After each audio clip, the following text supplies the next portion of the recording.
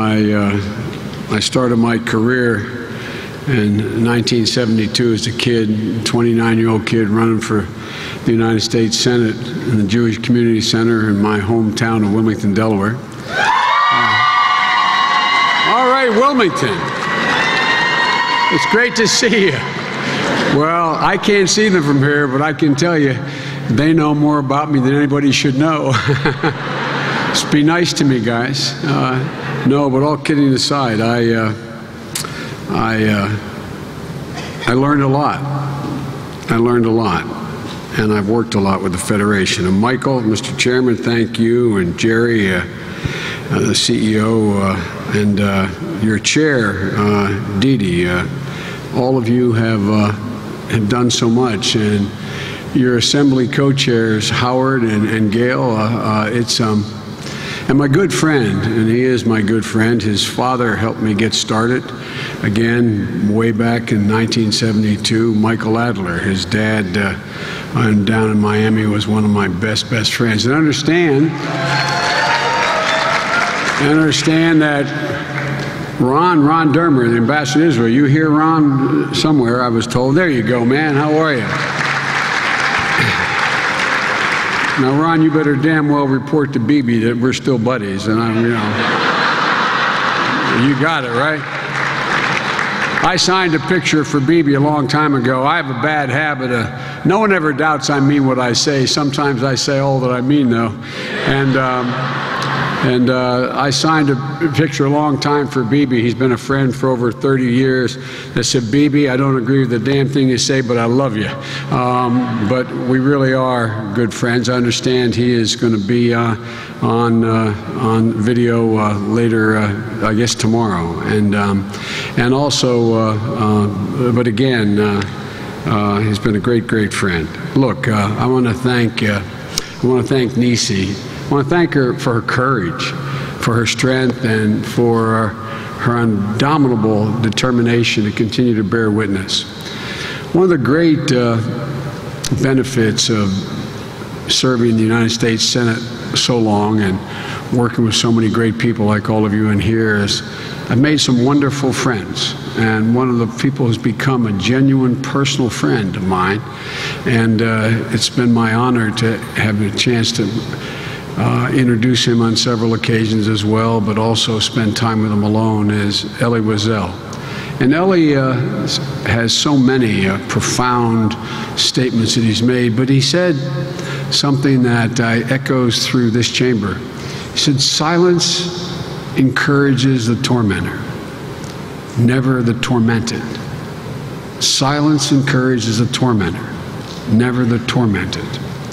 And your refusal to be silent, a lesson I learned at my father's dinner table. Some of you have heard me before, but it's true. My father, we gathered to have conversation, incidentally eat at my father's dinner table. And my father was what you would call a righteous Christian. And he spent time I learned when I was 13 years old about the Holocaust at the table of my father, never fully understanding why there was even a debate within the Jewish community about whether, the American Jewish community, about whether there should be a state of Israel, never understanding why we didn't bomb the railroad tracks earlier, why, and so on. My father, it mattered. And it's a lesson that was made real by my good friend, and he was one of my closest friends in life, and early foreign policy advisor, Congressman Tom Lantos. He and Annette were both survivors in Hungary. And we traveled all over Eastern Europe back when the Soviet Union was still the Soviet Union. And I learned so much from Tom and Annette as we stood in places in Budapest where they were actually picked out of a line, where actually they'd tell some just chilling stories. But the first time I ever heard the phrase, never again, Nisi, was from my dad, who taught me and my brothers and sisters that unless we remembered, it would happen again. Not it might, it would happen again. And that's why when each of my children turned 15 years of age, as my friends from Delaware know, I took them to Europe. And the first stop we made was in Dachau for each of them as they turned 15, including my two sons and my daughter. Not only to show them what man, the inhumanity man is capable of, but also, and more importantly, to let them witness the incredible resiliency and indomitable nature of the human spirit. And they saw it every day for all the years that Tom worked with me and Annette. And they saw it in so many other ways that they've now traveled the world as grown people.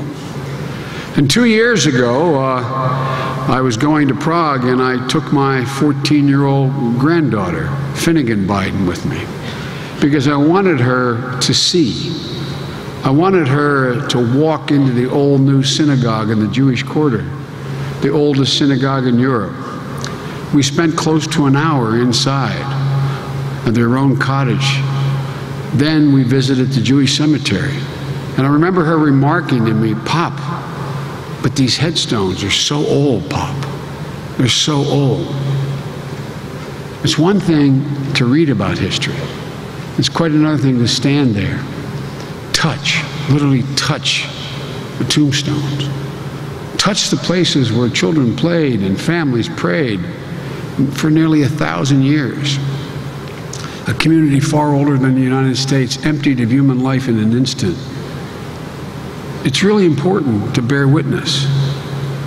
And so many of my Jewish friends, including my son-in-law and his family, the hardest thing is getting harder.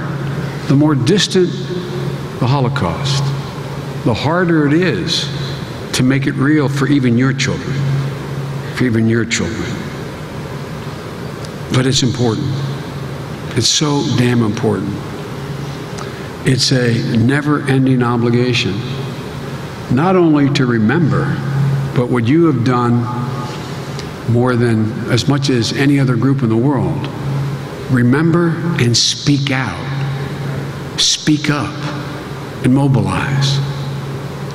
As we did rescuing refuseniks from the Soviet Union, we stood in the old bridge, St. Charles Bridge, with my granddaughter, and she said, "Pop, is this the bridge you told me about when you came here in 1976 and a cab driver passed you a note as you paid him to go in the hotel, you and Nana, and said, 'Please meet me on the St. Charles Bridge after midnight'?" She said, "Pop, is this the bridge?" And it was the bridge. And like a damn fool, I went and met him. And he passed me a note. He said, just went like this with me. "Can you get me out? Can you get me out? I'm a Jew. Can you get me out? Can you get me to your embassy?" You did an awful lot of good work. You saved a lot of lives. Thousands of Ethiopian Jews escaping war and famine as they were airlifted to Israel in 1989 and then again in 91. You encouraged me to hold hearings in the Senate Foreign Relations Committee, which I was criticized for, about European anti-Semitism in the modern world of the 80s. But you were right. Silence is never, ever acceptable. And I've always been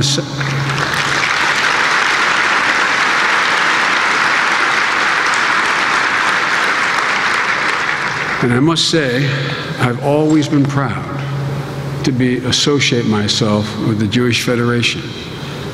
For you truly have treated the world, I know the world is our backyard is the theme, I'm told. You have treated the world as your backyard, responding whenever and wherever anti-Semitism raises its ugly head, responding to the plight of Jews anywhere in the world, including here in the United States. For there are still more than 100,000 Holocaust survivors and Jews who abandoned everything and survived Nazi persecution. And they need our help. I thought, to be honest with you, when we made agreements, international agreements about 15 years ago, that we had solved it. But it wasn't until I was down in Florida about 2 years ago, and on a rope line, as we call it, after I spoke, saying hello, a gentleman with a thick accent grabbed me and said, "I need help. We need help. There's so many of us who need help." And I began to talk to many of you in this audience, including my friend Michael Adler.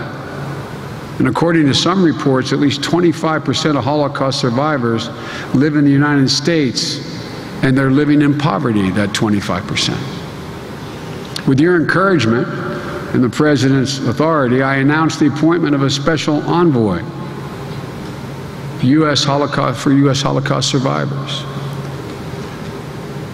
to do a detailed assessment of the actual needs and then put together a plan to meet those needs, including rallying volunteer organizations throughout the country, from AmeriCorps to VISTA to the Association of Jewish Families and Children's Agencies to Alpha Omega Dental Fraternity and the Henry Schein giving free dental care to survivors.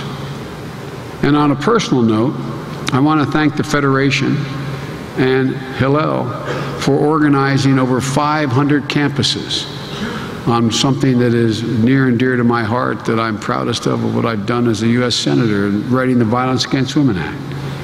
I started an initiative with the President's permission.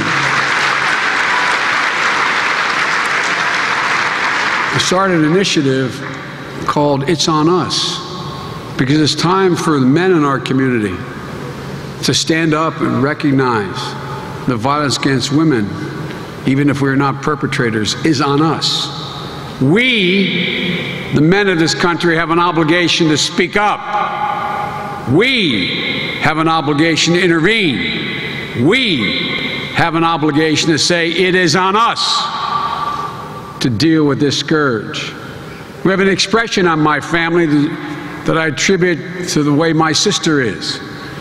We say in my family, if you have to ask, it's too late. If you have to ask, it's too late. I didn't have to ask you. I didn't have to ask Hillel. You just stepped up. 500 campus organizations. That's who you are.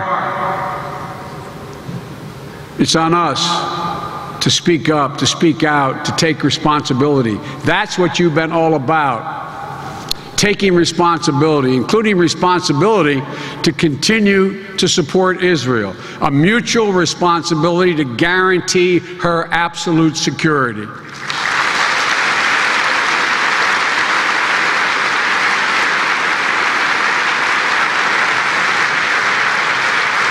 I apologize for repeating myself. I've spoken to you so many times, but were there not an Israel, the United States would have to invent one. The United States would have to invent an Israel. It's more than merely a moral obligation we have. It's a security necessity. It's for both Israel's sake and for the United States. The security of Israel and the United States is inextricably tied. And we will never, ever, ever abandon Israel out of our own self-interest. And Israel, as strong and vibrant a democracy as she has become, continues to face profound dangers. Rockets from her southern border, Hezbollah to the north, ISIL, al-Nusra to the north and the east, and the Iranian nuclear program. It's a very rough neighborhood and getting rougher. There has never been a doubt in our minds of our obligation to match the steel spine of the Israeli people with an ironclad commitment of our administration to Israel's security.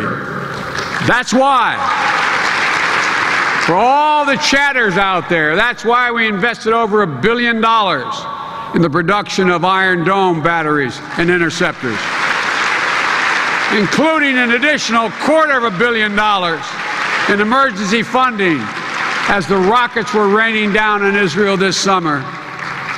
My longtime advisor, Tony Blinken, now the nominee to be the next Deputy Secretary of State, recently spoke at AIPAC's Rabbinic Symposium about the administration's commitment to Iron Dome. And a rabbi, he may be here, I'm not sure, from my hometown, Rabbi Michael Beals from Congregation Beth Shalom in my home state, stood up, I'm told.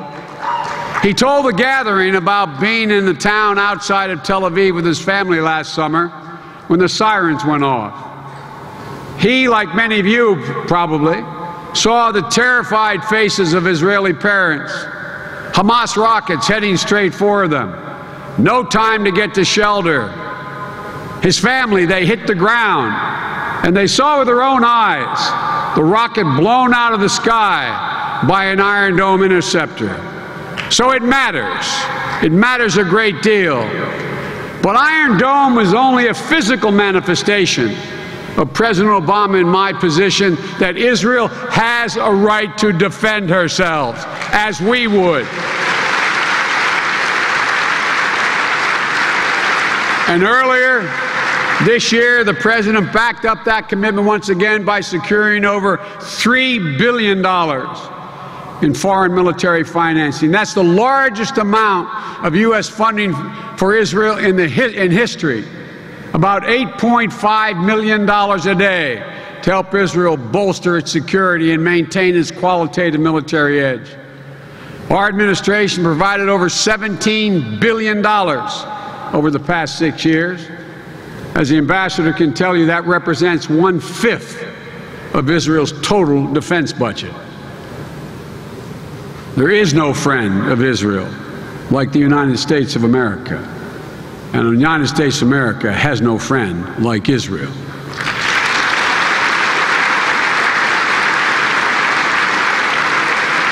The President has met with Bibi, or the Prime Minister. I shouldn't refer to him as Bibi in this august body here. The Prime Minister Netanyahu. He's met with Prime Minister Netanyahu more than any other world leader. And we just had the U.S.-Israeli Consultative Group at the White House, a gathering of our defense, diplomatic, and intelligence officials. The United States and Israel have an especially deep security partnership. But here's the deal, folks, and you get it.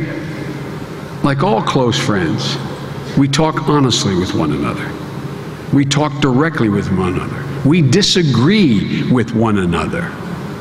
We love one another and we drive one another crazy. I'm serious. That's what friends do. There is never a miss between the cup and the lip here. We are straight with one another. And we talk directly about a wide range of issues, including Iran. Simply put, I've been to so many conferences around the country and around the world, and I hear so much, as I know you've all, I've learned from you a little Yiddish, you learned from me a little Irish, malarkey. I've heard so much malarkey about our position on Iran. Let me say it to you clearly, in Biden-esque way. We will not let Iran acquire a nuclear weapon. Period. Period. Period.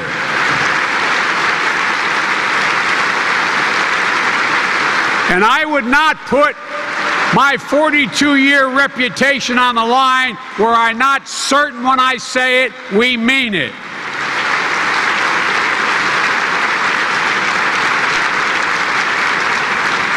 Look,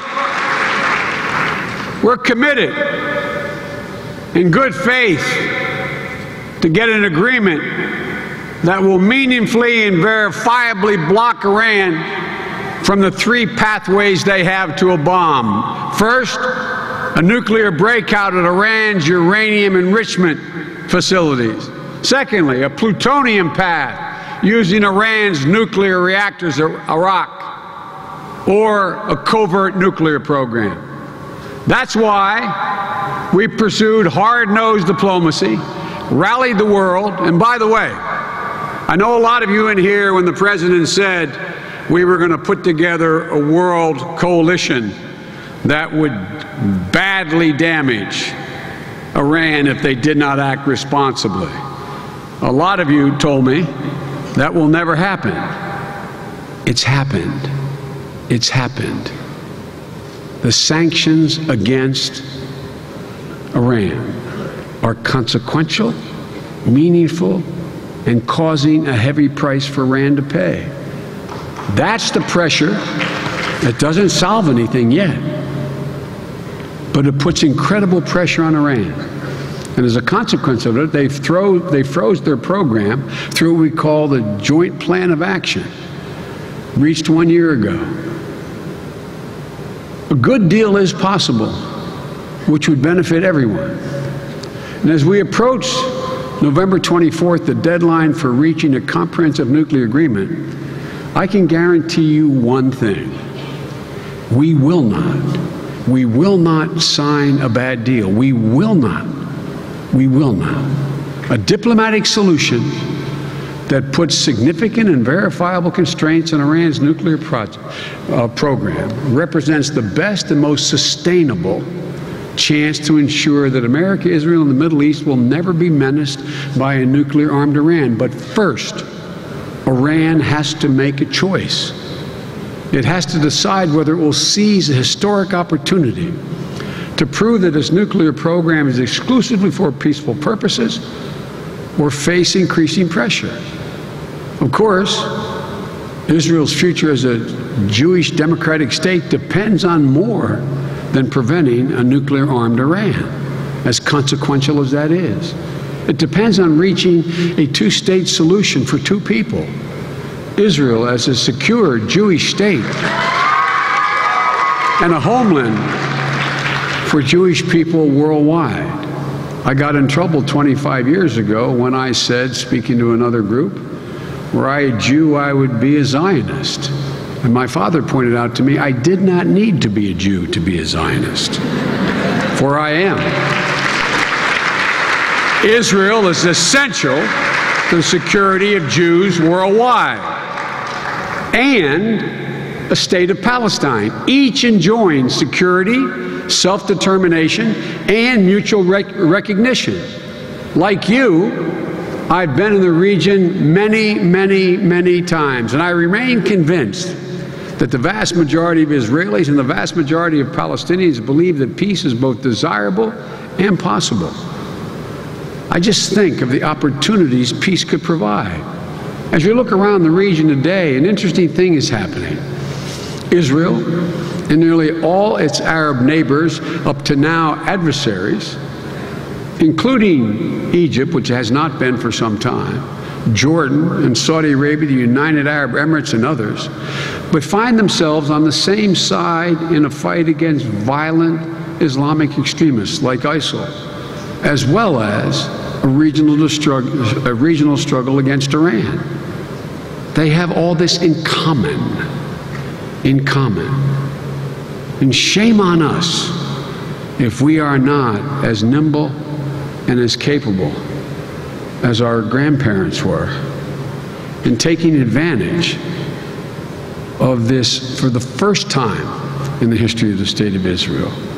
Common and consistent concern about the same threats. The historic convergence of basic interest creates the chance, only a chance, but it creates a chance for closer relations between Israel and the entire Arab world. In some ways, this is already happening. Quiet dialogue between countries whose diplomats couldn't even greet each other in an airport. But for the opportunity to be realized, the Israelis and the Palestinians must move beyond their distrust and make progress toward peace. I think everyone would agree. The last thing we need, and the quickest thing to halt any major strategic realignment that could benefit Israel's security, is the failure to reach a two-state solution, or even worse, a renewed crisis, another intifada on the ground.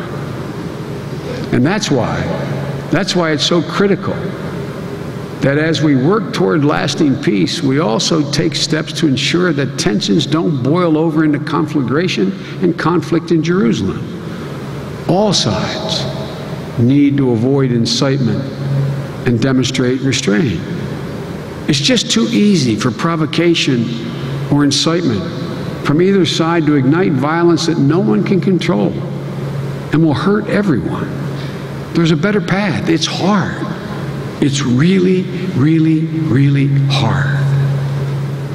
But there is a better path, and we're not going to stop working until both sides are able to find that path. But there is one more threat, one that worries me after 42 years of being involved with Israel, that worries me more than anything else. And that is the efforts to delegitimize Israel as a Jewish state. You see them all over the world. This past summer, during the conflict in Gaza, we witnessed countless incidents around the world of attempts to demonize and defame Israel. Too often, in too many countries, opposition to Israel's military actions crossed the line from legitimate debate and legitimate criticism into outright anti-Semitism. And that poses a fundamental threat not just to Jewish communities, but to democracies everywhere around the world. Your organization, the Federation, has done tremendous work to counter this threat through the Israeli Action Network. And the President and I stand with you. Whenever the President, wherever he goes, wherever I go, we make it clear that Israel's legitimacy is not a matter of debate. It is not negotiable. It is simply not negotiable. And the preservation of an independent Jewish state is the only certain guarantor for freedom and security for Jews worldwide. This is most directly pointed out to me when I was a young senator making my first trip to Israel. I have had the great honor of personally knowing every prime minister in Israel since Golda Meir. I went over to see her after the Six-Day War and just before the Yom Kippur War. And I had come from Egypt and was allowed, as the only person that was allowed to, by the Egyptians, to drive from the capital all the way out to the Suez Canal. And on the way out, I saw these great plumes of dust, and they were not sand, they looked like sandstorms, but they weren't in our path. And I kept asking what it was about. And you know that expression, out of the mouths of babes come gems of wisdom? Well, I was a 32-year-old kid. And I said, I think they're mobilizing out in the desert. So no, that's not happening. And I sat down when I got to Israel, I sat in the Prime Minister's office across the desk from Prime Minister Golda Meir, which was an incredible honor. And she was chain smoking and reaching behind her, flipping those, she had a bivvy of maps behind her, flipping the maps up and down and showing me what happened in the Six-Day War and going on. And I was sitting next to a young guy who was her assistant at the time. His name was Rabin, for real. And all of a sudden she looked at me, and I was telling her, I said, but I think, are you sure that the Egyptians are not planning anything? Oh no, and we thought as well, the United States thought no. And so all of a sudden she looked at me and she said, and I give you my word as a Biden to this, she said, would you like a photo? Would you like a photo opportunity? And I thought, where the hell did that come from? It was like in the middle of it. I said, of course. The meeting ended after about an hour, and we got up, and those double doors, Mr. Ambassador, that open up into that sort of interior hallway there. And I walked out, and there were a whole group of press people with cameras and probably a half a dozen, and television and print. And we stood there just having a picture. There was no statement we were making. And she looked straight ahead, and I was standing to her right. And without looking at me, she said, "Don't look so sad, Senator." And I was sad because the picture she painted, I thought, how is Israel going to last? The picture she just painted to me. And she said to me, looking straight ahead, she said, "Senator, we Jews have a secret weapon in our fight with the Arabs." And I thought she was about to tell me about something consequential. So I broke protocol and I turned and looked at her. She didn't look at me, she kept looking straight ahead. She said, "Our secret weapon is we have nowhere else to go. We have nowhere else to go. Ladies and gentlemen, the Federation has always been consequential. It has spent a significant portion of its time and energies in dealing with the charitable needs of a community, but it's also been deeply involved in the preservation of the State of Israel. We have an obligation, for our own safety's sake, to make sure there's never that existential choice. Ladies and gentlemen, our obligation is to make sure that there's always a place to go. God bless you all, and may God protect our troops. Thank you.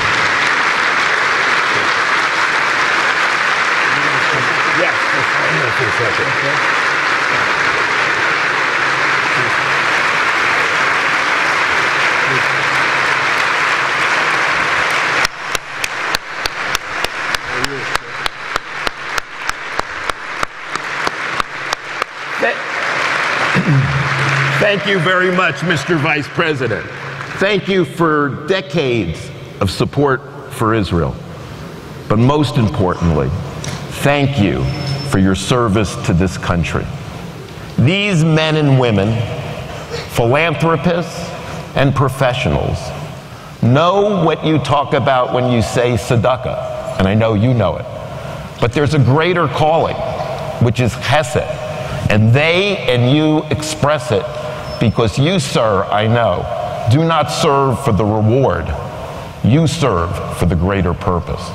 And thank you for your wisdom and for your knowledge and for your understanding of the world, for the United States and Israel, and for our Jewish community. Thank you for the unity that you bring in this world, and you as a leader, how you bring hope. Hope is the national anthem of Israel and the Jewish people. Hatikva. Thank you. Thank you all very, very much. Very generous. Thanks, buddy. Great. Thank you. Are you walking up together? Thank you all. Ladies and gentlemen, please join us in the backyard for